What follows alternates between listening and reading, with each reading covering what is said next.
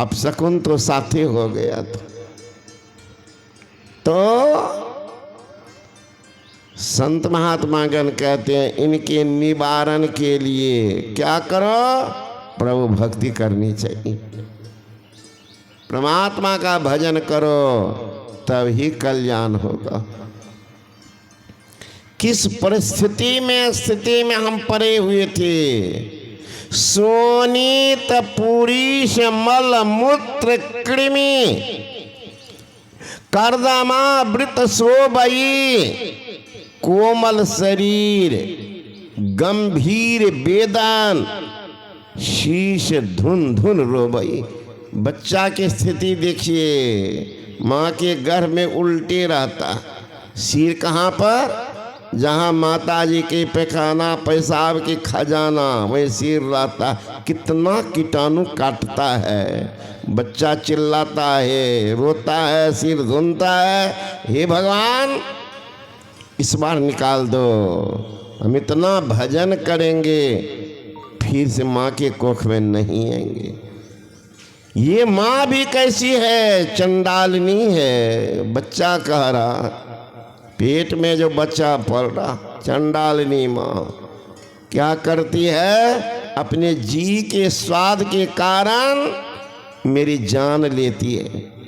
तीता चरपरा माता खावे, लगे छुरी बहुत दुख पावे। उस समय गर्भवती तीता चरपरा आदि नमकीन का ज्यादा सेवन पसंद करती है, खाती तो है जी के कारण। अब पेट में जो बच्चा है उसको लगता है एक छुरी से काट करके कोई नमक दे रहे हैं। अरे आपकी उंगली इतनी मोटी है और कहीं छुरी लग गई है, चाकू से कट गई है, भोजन करने जाइए ना छटपटा जाते हैं, नमक जो लगता है कटे हुए पर।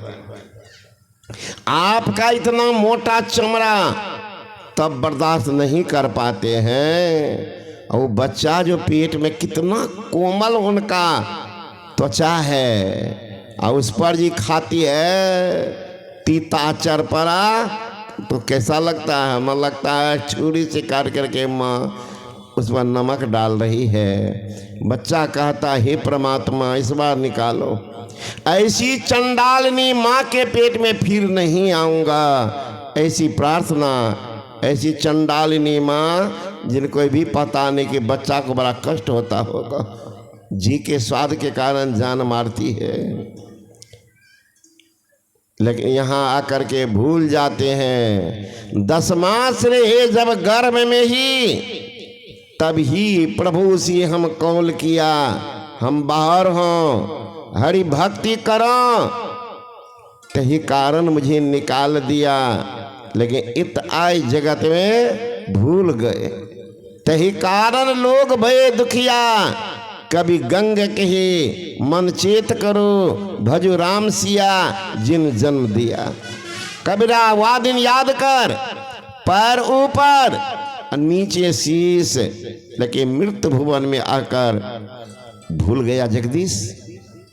उस दिन के लिए याद करो, कहाँ थे?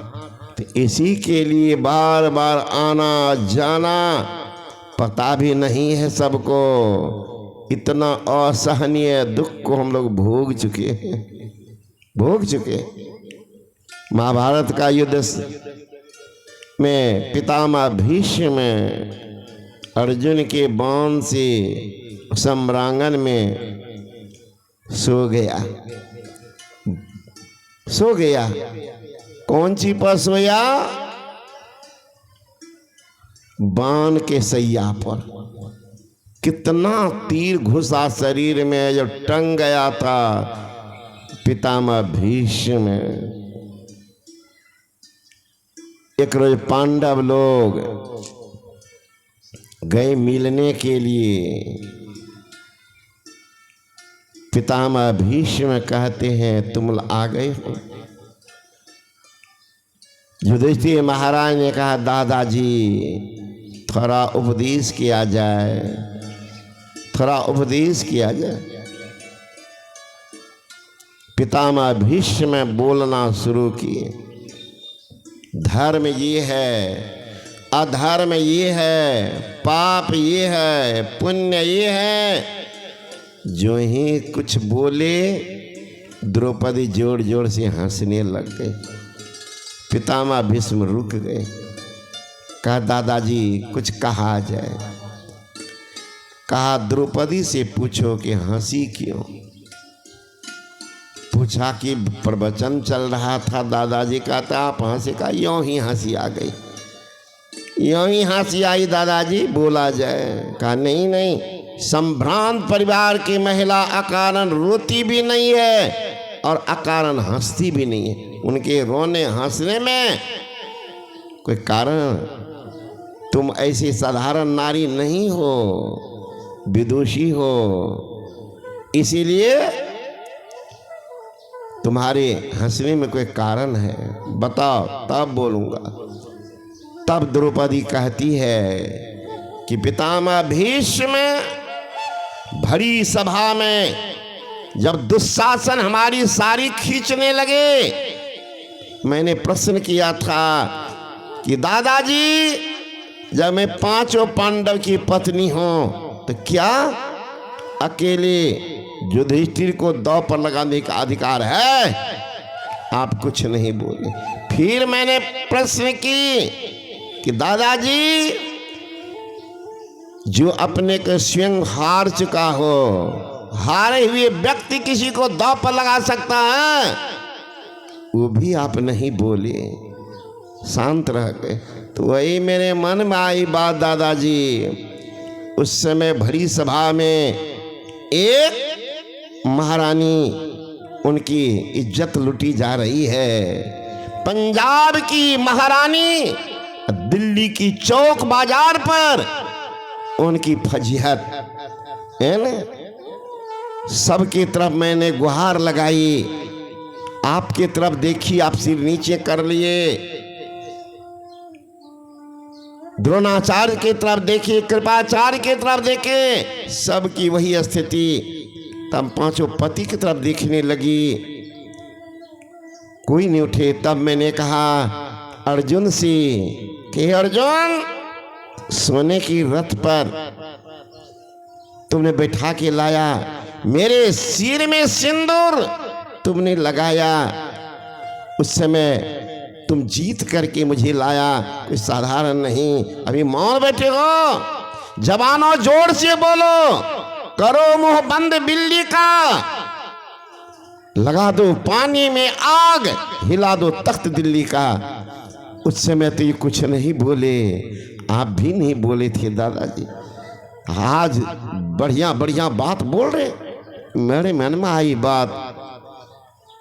उस समय दादाजी को ज्ञान नहीं था, अब ज्ञान की बात कर रहे। तब पितामह भीष्म ने कहा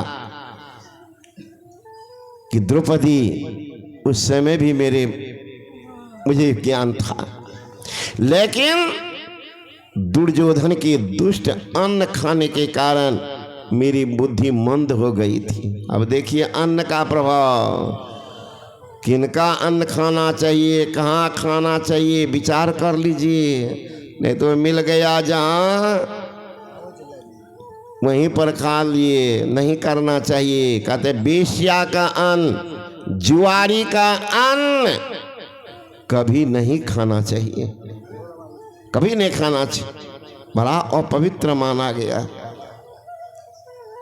तो अन्न का प्रभाव आबाल बाल ब्रह्मचारी पितामह भीष्म प्रभाव डाल दिया था। कहा बेटी, उस समय भी मुझे ज्ञान था, लेकिन दुर्योधन का अन्न खाने के कारण मेरी बुद्धि मंद हो गई थी।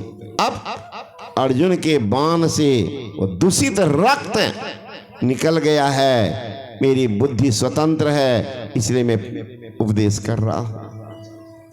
अन्न का प्रभाव देख लीजिए, अन्न का प्रभाव।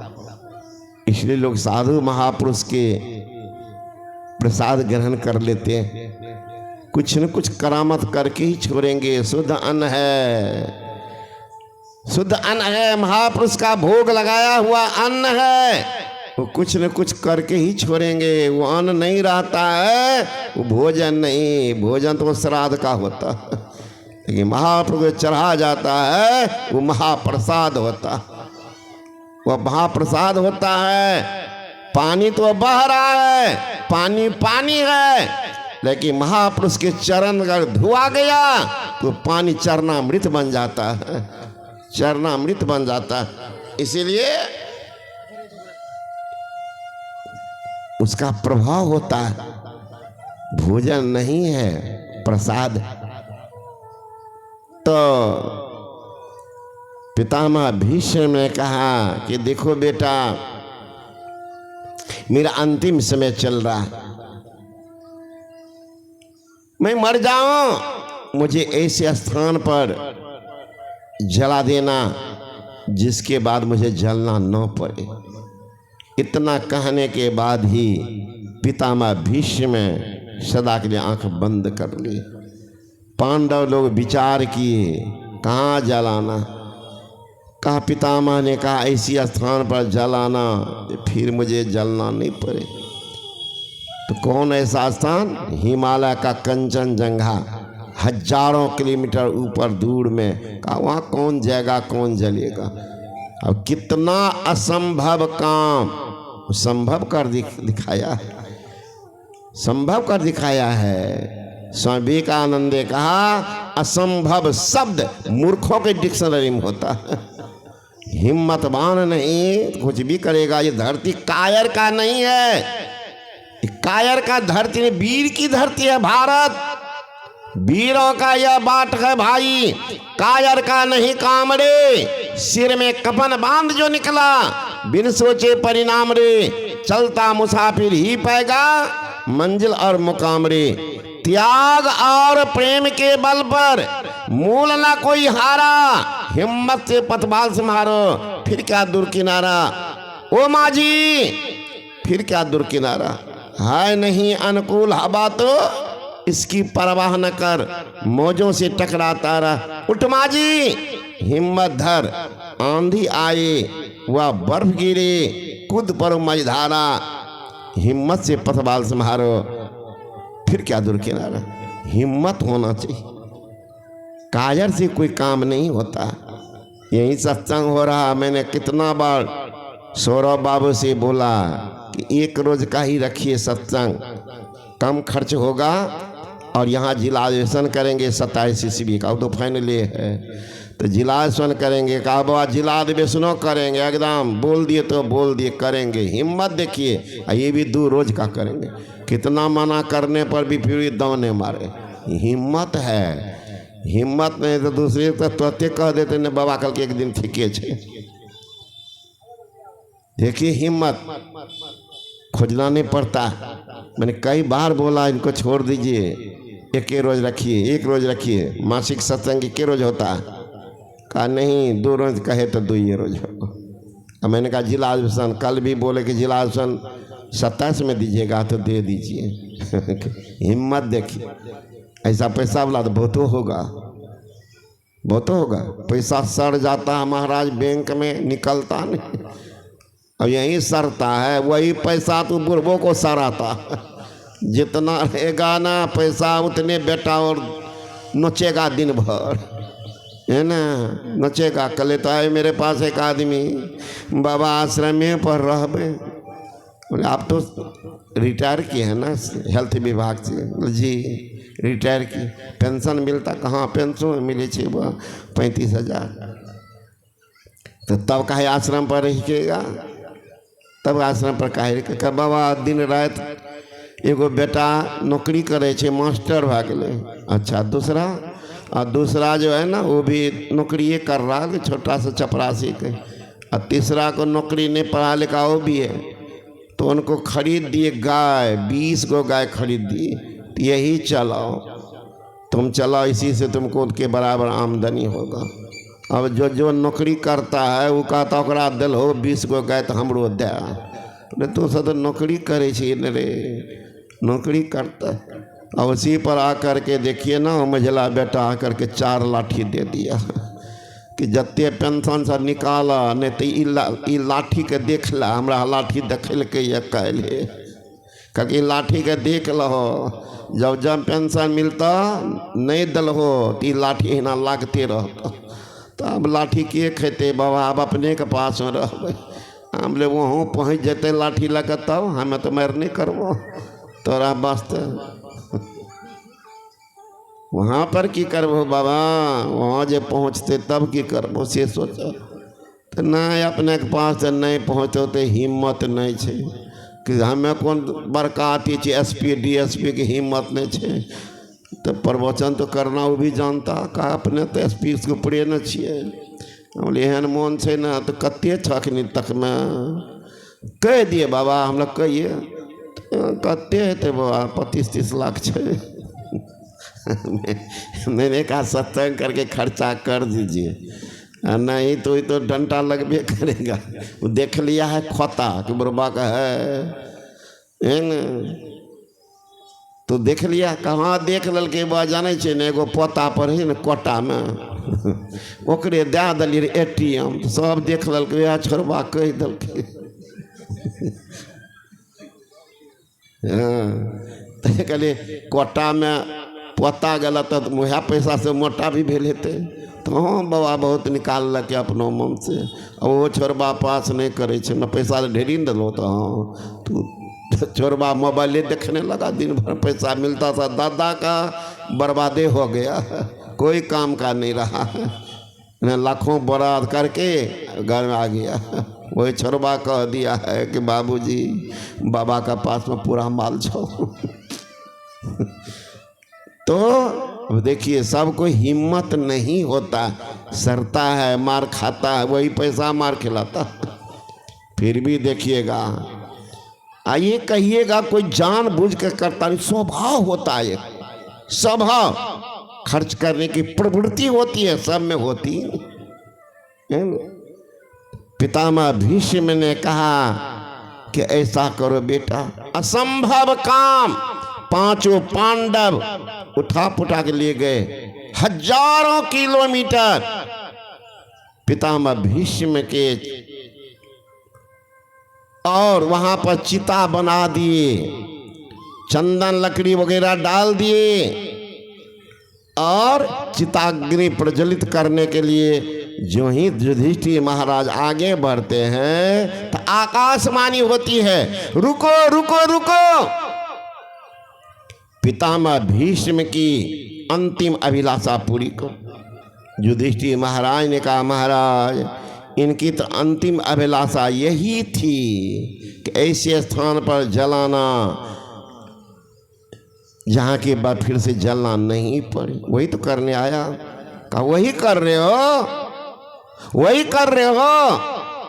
कहा वही तो कर रहा हूं। सुनो, इस स्थान पर पितामह भीष्म कितना बार जल चुका है। अत्र भीष्म शतं दग्धं पांडवानां क्षत्रियं द्रोणाचार्य सहस्त्रं च कर्ण संख्या न विद्यते। इस स्थान पर पितामह भीष्म 100 बार जल चुका है। अत्र भीष्म शतं दग्धं पांडवानां क्षत्रियं, तुम पांडव लोग जो खड़े हो इसी स्थान पर 300 बार जल चुके हो। पांडवानां क्षत्रियं द्रोणाचार्य सहस्त्रं च, द्रोणाचार्य इसी स्थान पर 1000 बार जल चुका है। कर्ण संख्या न विद्यते, कर्ण की गिनती नहीं। स्थान खोजो। तब भगवान श्री कृष्ण की तरफ देखते हैं, वो भी साथ में थे। हे केशव क्या हो रहा है? भगवान श्री कृष्ण हंसते हुए कहते हैं ये बात तो आप नीचे में भी पूछ सकते थे, लेकिन वहां तो पूछा नहीं। जिस समय आदमी के पास कुछ रहता है तो सिर बना रहता है, और जब आपत्ति विपत्ति आता है तो गधा को भी बाप कहता है। उस समय में शक्ति आ गया बाबा जी को, और नहीं तो देखिएगा बाबा जी की जाने से हो, कहीं आपत्ति विपत्ति आ गया तब देखिएगा मंदिर में बाबा जी के पास मंतरिया के पास, तो चला वहाँ सब धाम गम करवा देता। जीवन में कभी कभी ऐसा मुकाम आता है, हर तरफ से गमों का पैगाम आता है, जब खुशियां ही दामन छोड़ देती है तब संत या भगवान काम आते हैं। उस समय तो संत बदले की भाव नहीं रखते, काम आते, बदले के भाव में काम आते। पितामह भीष्म की अंत्य अभिलाषा, और ये क्या बोल रहे, का ठीक ही बोल रहे, दुनिया कोई स्थान नहीं है खाली जहां कोई नहीं जला हो, कोई स्थान खाली नहीं। तब अरे वह है मोक्ष धाम। जीवन काल में अगर शरीर संसार से अपने को निकाल लिए हैं तो फिर उनको मरना नहीं पड़ता, न जलना पड़ता है। जीवत छूटे देह गुण, जीवत मुक्ता हो, जीवत काटे कर्म सब, मुक्ति कहावे सोय। मुआ पीछे मुक्ति बतावे, मुआ पीछे मेला, मुआ पीछे अमर अभय पद, दादू भोले गहिला। मरने के बाद जो मुक्ति की कामना कर रहे हैं अब बिल्कुल भूल में है। जीवन काल में तो ज्ञान नहीं, अब मरने के बाद देखिएगा, पंडित जी को बोला पूजा कर लो, दान पुरो कल्याण होगा। पंडित जी को अपना पता है, पंडित और मसालची दोनों सूझे ना, औरों को करे चांदना, आप अंधेरे माँ।